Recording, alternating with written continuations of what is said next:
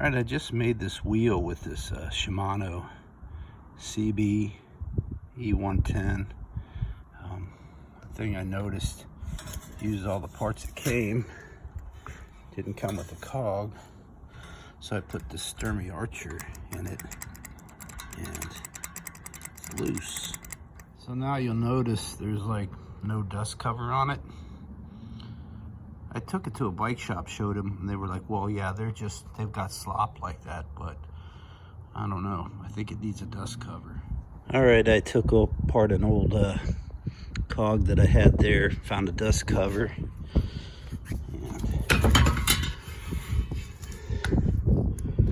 Okay.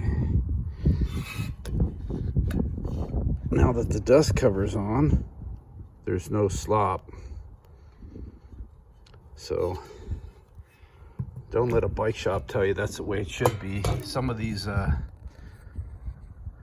new hubs you get don't come with dust covers or cogs or the rings, and that's one thing to make sure you get one that fits around your hub.